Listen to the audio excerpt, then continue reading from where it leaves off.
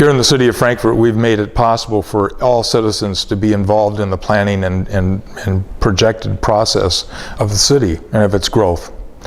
We held over 36 public meetings, and about 196 people were involved in direct questionnaires and surveys to determine what they think that grand vision for Frankfort and for this region looks like. Many of our participants in the city process were also involved in the Grand Vision process at Crystal Mountain and a number of other times up in Grand Traverse County. The most important single attribute that people bring to the table is that their own perception becomes part of the reality that we try to achieve. A master plan is nothing better, nothing more or less than what the citizens want and project into the future. And when we're doing that, we're looking at 30 to 50 years as a convenient profile time. And as an historian, I would say to you that that's probably the shortest amount of time that we should make plans. Infrastructure is one step in the equation, and Josh has talked about infrastructure as being as significant and important. We live in 1.3 square miles in the city of Frankfort. We have about 800 residences, 800 places that people can live. We don't have very many industrial buildings or commercial buildings, about 100 at the most. The most important single thing is to use those resources that we already have wisely, and when they have passed their useful lifetime, to reuse them rather than knock them down and rebuild them. And so infill development and redevelopment of existing properties became part of our conversation. And our citizens responded to that by saying that they wanted to see new opportunities for people to live here. So we were able to work with a local developer and create Gateway Village. And we were looking at another developer who wished to redesign and reapply an existing low-income housing development for new purposes and new life in our community. And each one of those places brings about 100 rental units to our town. That's very, very important, because that could be as many as 200 or 300 people that would be coming new to the community and make it possible for us to have a revitalization of the total fabric of our community through new people.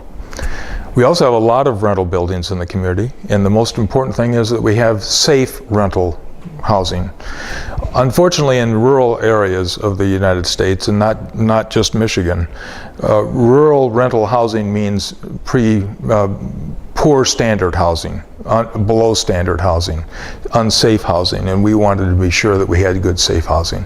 So we have instituted rules and regulations, and we're implementing them to make those opportunities possible.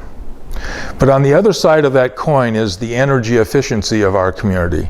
One of the single biggest issues we have is that we only have two sources of energy in this community, and we don't produce any energy to speak of.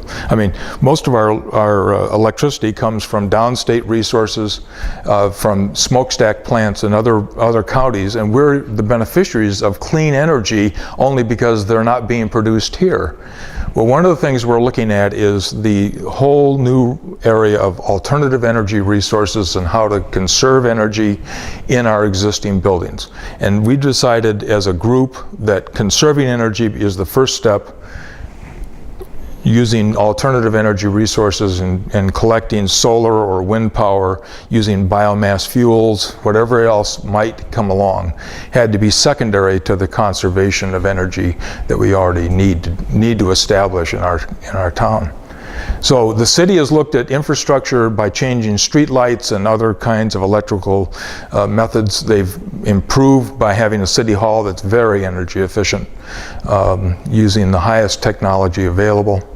And our fire station and other public entities are working on that process too.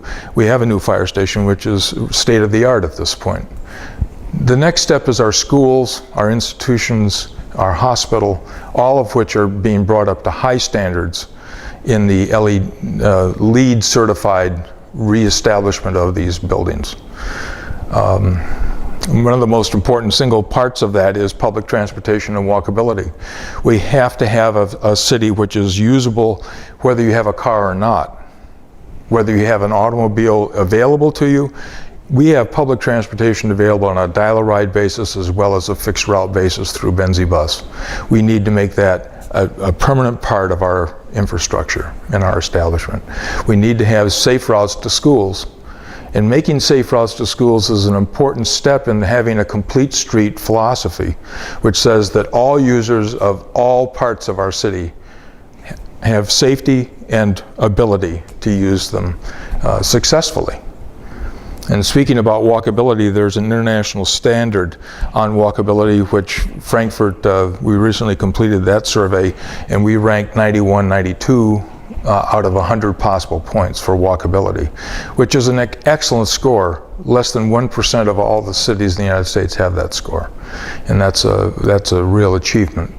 And we still want to improve that. We're right in the middle of a survey process for safe routes to schools, helped by Avonmarsh consultants out of Manistee and Benton Harbor, to establish increased walkability and increased bikeability for students achieving school days without having to be in transportation days. In other words, we could have a walking train to school led by parents, which would be a lot easier than getting in the car and taking two little children to school and fighting with all the other parents that are doing the same thing.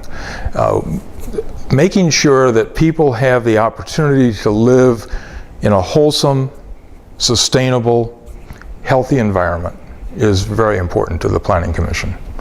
And that's one of the objectives that we've had this last 5 years.